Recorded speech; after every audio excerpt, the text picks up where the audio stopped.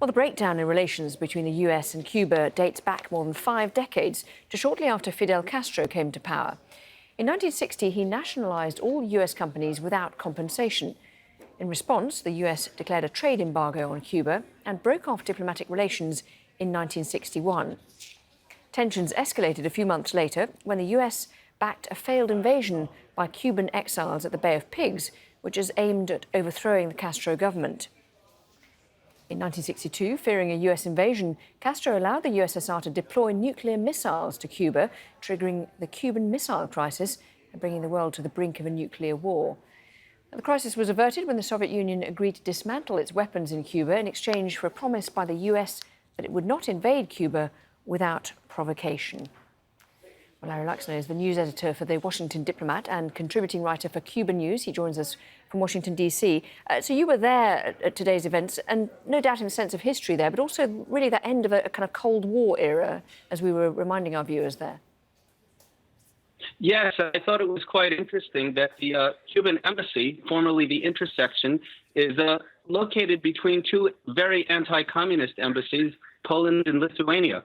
And the mood today was festive, as hundreds of people cheered the restoration of ties after 54 years, but there was still an element of opposition as very bitter anti-Castro groups shouted across the street and opposing not the restoration of ties, but continued human rights violations on the island.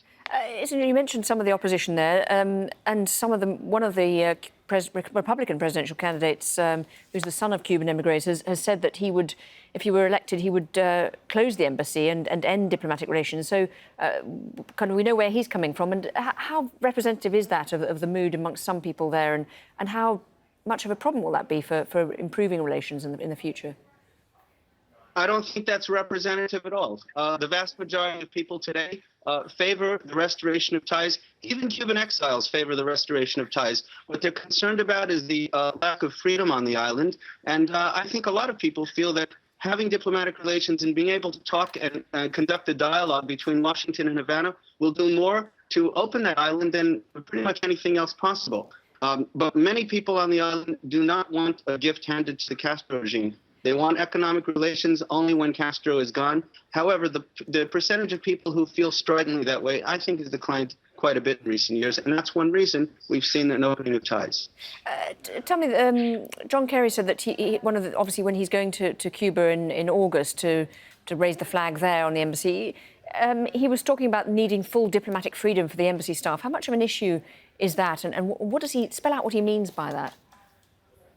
Well, that's been an issue for years. U.S. diplomatic personnel in Havana were restricted to not going outside a 25-mile radius in the same way that Cuban diplomats in the United States could not travel beyond the Beltway without express permission. So there's been all kinds of restrictions imposed on not only travel, but who people could meet with.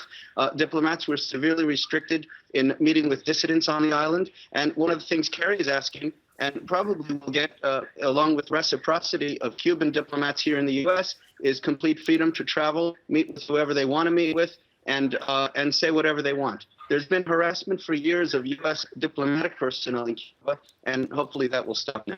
OK, Larry Luxner, thank you very much indeed for joining us, and apologies for the quality of the line there.